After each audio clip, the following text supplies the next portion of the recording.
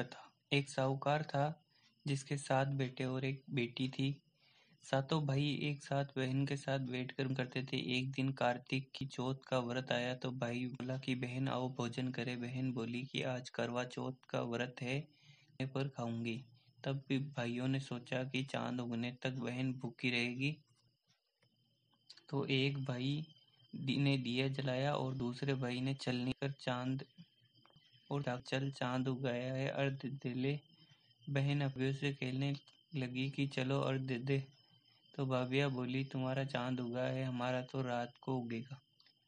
बहन ने जब अकेले ही अर्घ देकर खाना खाने को बाल आया और दूसरे गिलास में कंकड़ आया, तीसरे गिलास में मुंह की ओर किया तो उसका ससुराल से संदेश आया कि उसका पति बहुत बीमार है, जल्दी भेजो। माँ ने जब लड़की को तब कहा कि रास्ते में जो भी मिले उसके पाँव लगाती जाना और सुहाग चीज दे तो पल्ले से गांठ लगाकर उसे कुछ रुपए देना।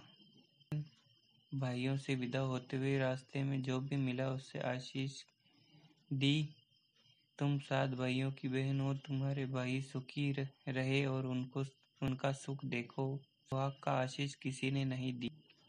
जब वह ससुराल पहुंची तो दरवाजे पर उसकी ननद के पांव लगी तो उसने कहा कि सदा सुहागन रहो, सपूती रहो। तो यह सुनकर पल्ले से गांठ बांध और ननद तब भीतर गई तो सास ने कहा कि उसका पति धरती पर पड़ा है। तो वह उसके पास जाकर उसकी सेवा करने के लिए बैठ गई। बाद में सास दासी के हाथ बची कुची रोटी भेज दी। इस बार समय बीतते बीतते मिंगसर की चौथ आई तो चौथ माता बोली करवा ले भाइयों की प्यारी करवा ले। लेकिन उसे चौथ माता नहीं दिखी। तब वह बोली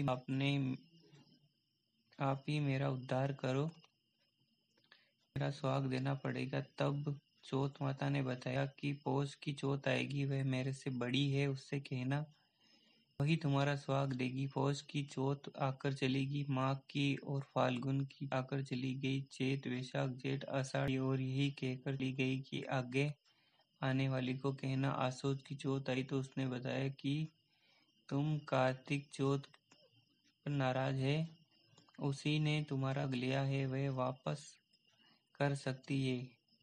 वह आएगी तो उसके हाथ पांव पकड़कर विनती करियो। यह बात कहकर चली गई। जब कार्तिक आई तो वह गुस्से से बोली भाइयों की प्यारी करवा ले, दिन में चांद उगानी करवा ले, व्रत खंडन करने वाली करवा ले।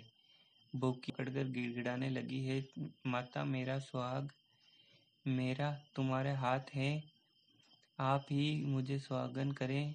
तो माता बोली पापिनी हत्यारिणी पकड़कर क्यों बैठ गई, मुझसे भूल उससे क्षमा कर दो, अब भूल नहीं करूंगी।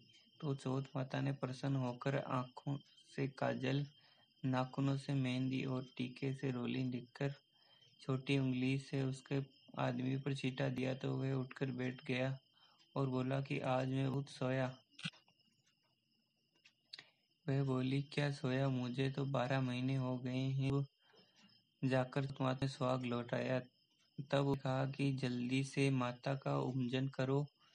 जब चौथ माता की करवा पूजन किया और प्रसाद खाकर दोनों पति पत्नी चौपड़ खेल गए। नीचे से दासी आई तो उसने दोनों को चौपड़ पासे खेलते देखा तो उसने सासू किया।